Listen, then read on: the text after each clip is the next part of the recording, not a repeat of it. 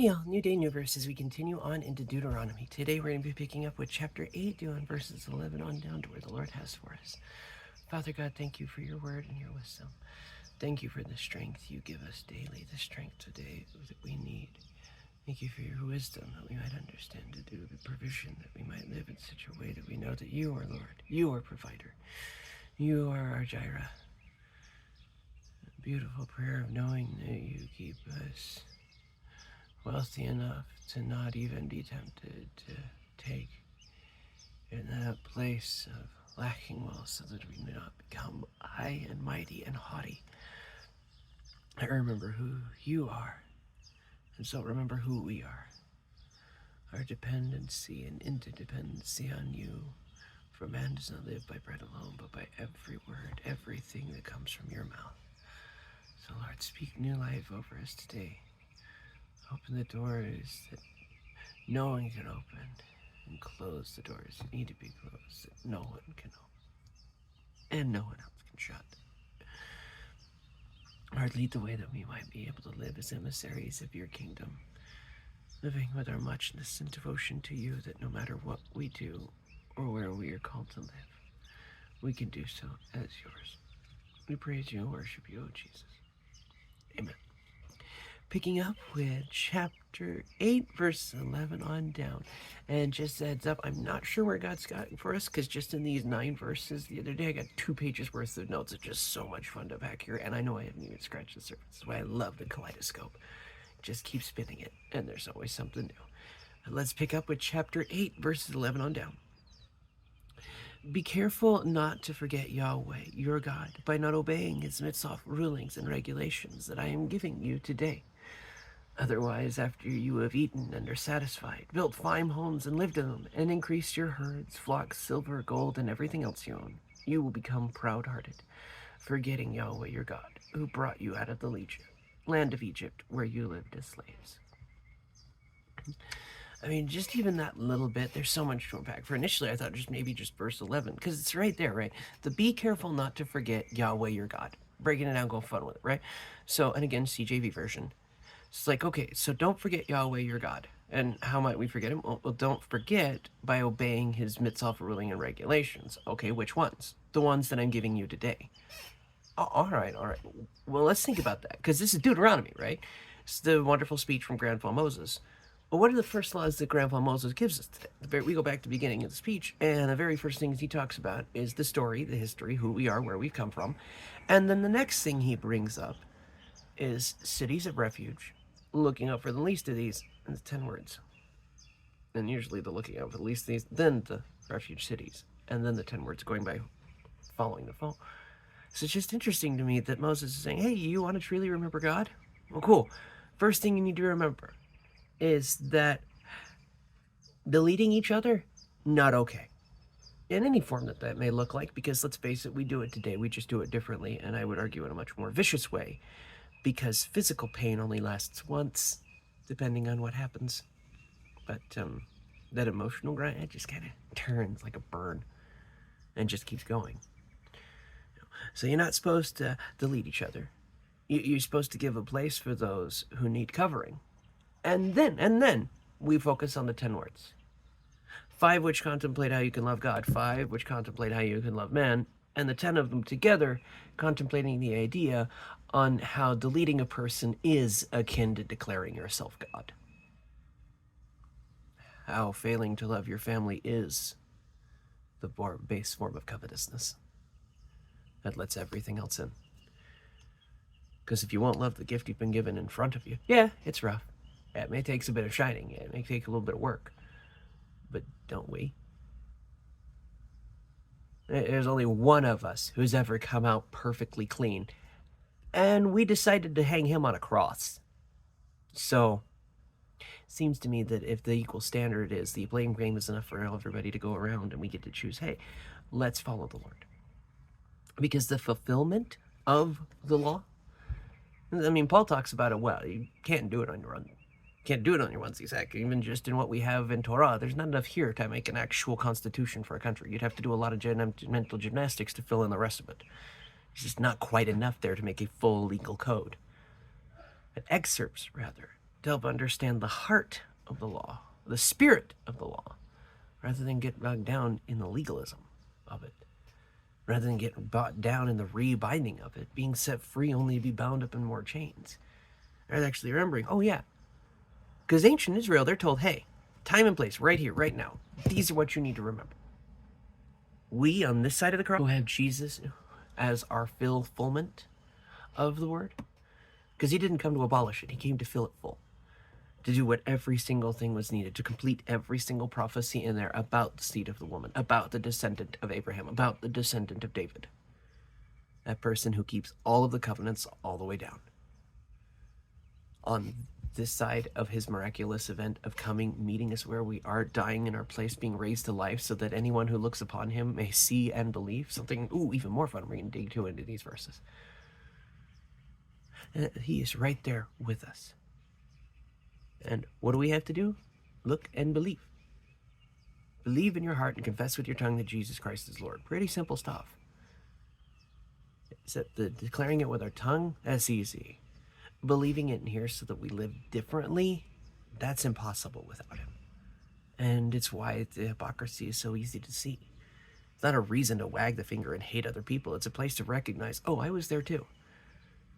But before I actually allowed his love to set in, I was the one happy to wear the cross but run his name through the mud.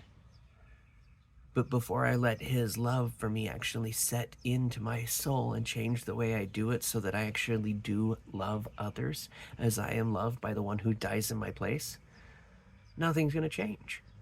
It's why for the longest time I found Paul to be slightly naive, because in Romans he talks about it like, well, no one could understand dying for an unrighteous person, maybe a righteous person. It's like, no. Anybody who has a family of first responders and military, you don't run in because it's deserved, earned, or warranted. You run in because I can land on the grenade and you can't. That's the gist of it. Has nothing to do with earn, has nothing to do with deserve, has nothing to do with better, greater, lesser, any of that crap. I can land on the grenade, you can't, I'm gonna. End of the story. And so when I get to the place of going, okay, so only the God of reality is gonna love like that, because that's just the way you do it. There's a grenade that all of humanity can't land on. The one who's in charge is going to do the right thing, which is saying, okay, I'll land on it. You can't, I will. You're not equipped for it, I am. Let me do it. I will take the blow because you can't, and because I would rather take the body blow than see you suffer. That's who he is. That's why following him logically was, oh duh, no kidding. But it wasn't until his love for me set in that I realized the difference. That I actually started wanting to live the difference. So that I wasn't just wearing the cross on the outside, but actually living the cross on the inside. The old me put to death. As ancient Israel, they're told, hey, remember these laws. And if you don't remember them, if you don't remember these wonderful mitzvot, these wonderful rulings, these wonderful understandings and remembering of who they are, where they came from, and why this vicious cycle repeats itself. Well, hey, guess what? Otherwise, after you've eaten, so now you're fed. Well, think about the story with being fed. We're starving. Here's the manna from heaven. We want meat. Here's quail till it's coming out your nose. We want. Like a bloody baby bird. Instead of going, oh, wow, you just did 10 plagues, 11 trials for Pharaoh, getting the snake, the Tanin and the lovely little crocodile temple at the staff, right? 11 separate chances. 6 of which Pharaoh decided to harden his heart for. All of this be brought out. All of it to show through Egypt that God is sovereign. But instead of remembering the miracles, remembering the trials, remembering the storms, remembering, oh yeah, Goshen was protected from the hail, the darkness. Oh, and Passover was even protected from the death. But instead of the very things that brought Egypt to its knees enough that you could actually see an interesting trend in the behavior of the kings, I'm just going to leave it at that, Israel won't note. And so here's Moses reminding, oh yeah, so you've eaten, and now you're satisfied. You're no longer dealing with quail or manna, the stuff that you've been eating for 40 years now. Now you're eating the fruit of the land. And you've built fine houses and lived in them, past the ones that you moved into because God has given you a promised land. Rather, you've actually started to build out and expand and grow and gotten to the point of Nebuchadnezzar. Look what my hand hath wrought. He got 7 years as an animal for that level of pride because he was warned for it. Most people don't get that because look at the poem of Hannah. He exalts the humble and humbles the proud. What's prouder than, look what I have done? I am Israel.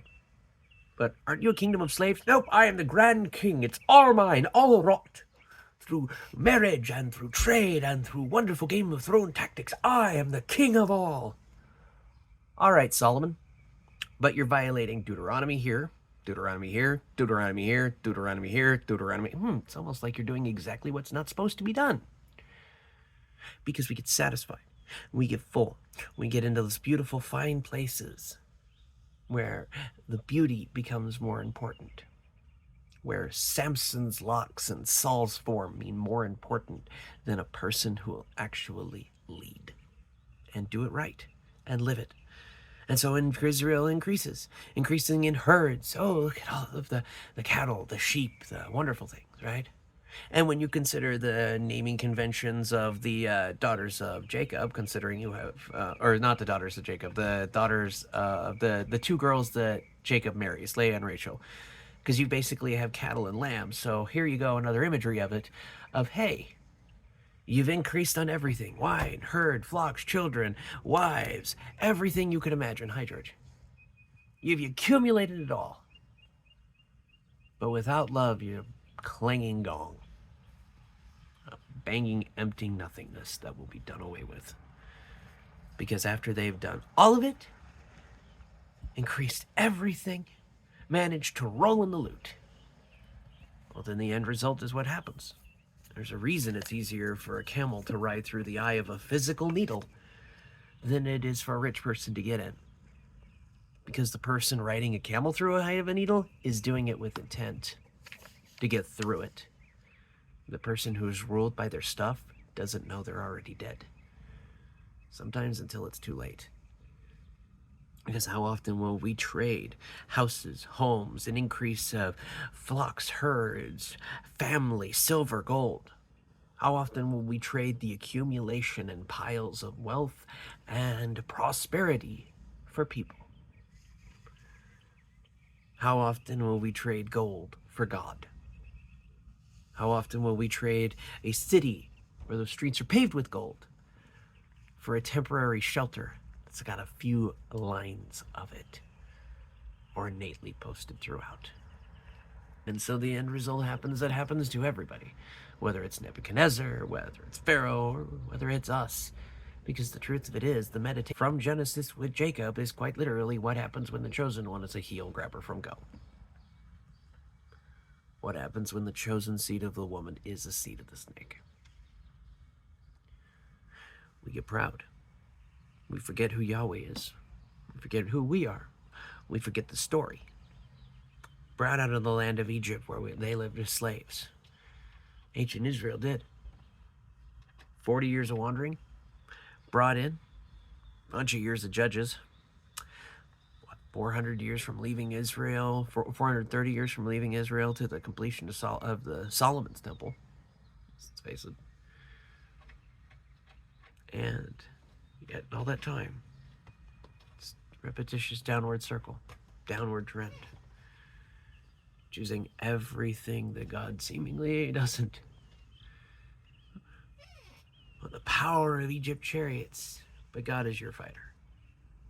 Oh, we want the strength of Armenian foot soldiers to help be our bodyguards. We'll pay them. But the Lord is your defender. And there are more for us than against us. And every single one of us, whether it be ancient Israel in this story that we're being reminded of our own today, or our own, every single one of us was enslaved with something. Every single one of us has been brought out of Egypt. And when we played the prodigal child, every one of us has been brought back from Babylon. There is no grounds for going, oh, I'm better than you. No. Blame game, we all sinned. All have fallen short of the glory of God. We all need help. Now let's stop playing the blame game and look to the one who can fix it, who can fix us. Take his love for us that would die in our place. Love that says, yep, you are actively my enemy and I'm going to make you my friend and someone who's a part of me. Out of an act of self-sacrificial other-centered, other-focused love. Agape, the way we're supposed to live. It doesn't reduce God, it elevates humans, so it elevates God more so, because we're recognizing as humans as what they are, the handiwork of the King. The incredible artistry of the sculptor of mankind, the weaver of time, the speaker of reality itself. And he chose such a time and place as this for all of us. We actually be able to be used, to be a part of something beautiful. To be and live and see the change we want to see in the world by simply embracing what he has done for us. Like Paul says, embracing what he has done to, through, and for us, and really digging into that mercy. Because ancient Israel forgot. Spent 40 years in the wilderness. Forgot. Spent quite a few years under tyrant kings. Forgot. And spent quite a while in exile. 70 years, and it still wasn't enough. Because the heart didn't change. Because the tendencies stay the same. When we forget who he is, we forget who we are. When we forget the story we've been brought from, we end up going native. No wonder the revelation of Jesus to John at the Isle of Patmos right there. The power of the blood and the word of their testimony. It's his action that did it. And remembering the story that makes us want to do it. That testimony, that story, that here is my past. You want the rough, the tumble, the ins, the outs, the uglies? Here it is. And he rescued me from all of it. When I was the worst kind of sinner, he saved me. When I was an enemy of not just all of mankind, but of God himself, he redeemed me. When I was so broken, discarded, and destroyed that there was nothing left of me, he gave me hope. That's who he is. When we remember his story, when we remember him, when we remember the Egypts we've been brought from, the Babylons when we've been bailed from, the Balaams we have been covered from, when we remember who he is, it's a whole lot easier to do it. Israel was told, hey, remember these. Otherwise, pride will get you, and you're going to get gone. Question is, we're sitting here. We're waiting for the promised land. We are in exile. We are in the wilderness. We are wandering sojourners in broken down crap tents waiting for them to be folded up and given something new. So the question is, are we going to die in the wilderness, or are we going to walk clean into the promised land? By leaving the old idols behind and leaving the dead person back there, drowned in the sea of reeds. As we walk through on dry ground, baptized, brought out anew. It's symbol, it's imagery, it's motif, it's idea, it is song. It's not words on a page for home improvement structures of a couple of screws and a power driver so that we can make the little shanty look a little nicer. No. These are words to refine who we are, so that when we get there, we actually fit in. Because if all we have is everything but love, what's the point? If we have it all but won't love, it's just noise. Just an incessant gong ringing in everybody else's ears until everybody's ready to scream and beat the guy with the handle. Or gal. You want to see the world change? Remember who he is. Remember who you are. And the liveth. Oh, I'm not normally one to try and give advice. I just leave it at this. My world used to be a lot darker. Now granted, there are still people who come in who have me looking for other places of employment because human beings are vicious and cruel. But it's not about them. It's why Genesis 50:20 is my favorite. It's not about 12 idiot brothers, or 11. It's not about a family of schmucks that are acting like jackasses. It's about being used because God is interested in bringing life out of death, and how willing we are to see it. Because, yeah, human beings can be stupid, cruel, brutal, ignorant, and that's the nicest of aspects of the negative. They can also be beautiful, kind, loving, gentle, smart, generous. We can look like our Father, the one who made us all.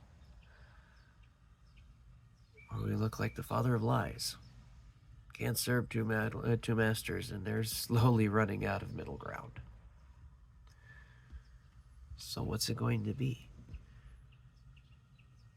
So when the first mitzvah given to Israel here are to remember gentleness, others, and the 10 words. When we on this side of the cross are being told, hey, you want to do it? You want to feel it? You want to hear the legal word?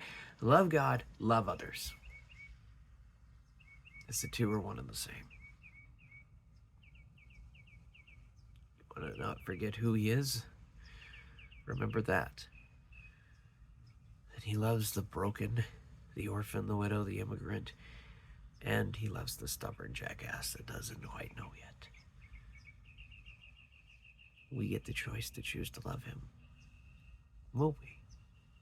Or will we harden our hearts? Will we forget who he is?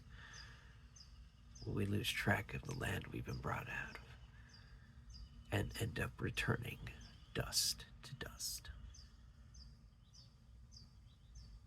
I know symmetry is quite wonderful, isn't it? Either eternal life, or we have nada. The choice is ours. The invitation has always been his, always been there.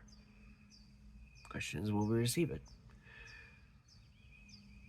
Or will the bad idea of the flocks end up doing a lambing moment and going the way we shouldn't? And yeah, I know what the Disney thing. The idea.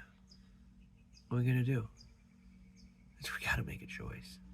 This world is circling the drain faster and faster every day. The hearts of many are growing colder with every single passing moment. So the choice we gotta make is a simple one. Are our hearts gonna grow cold too? Or are we going to run to the source of love? Back to two masters and a choice. My prayer is we make it a good one. Because if we don't, we already know how it'll turn out. And by revelation, we're a lot deeper in the text than most people think we are. So we clearly enjoy death and decay over seeking the source of life. But we won't always. And that's what gives me hope. Because more voices and more places and more people are speaking to seek life and truth and joy and justice, and that gives me hope. Because even if the noisiest places in this world speak of death, the truest places in this world know of his life. And that's who we are to seek, what we are to seek. First the kingdom, and all will be added. May his favor be upon you. Know that you're loved. If you made it here, way to go. God willing, I'll see you in the next one. And hey, just for a bit of funsies, if you did make it this far, comment monkey in the chat. You'll see why in the next, either God willing, this live stream or next live stream Wednesday, because we're going to have some fun. May his favor be upon you. Know that you're loved. God willing, I'll see you then.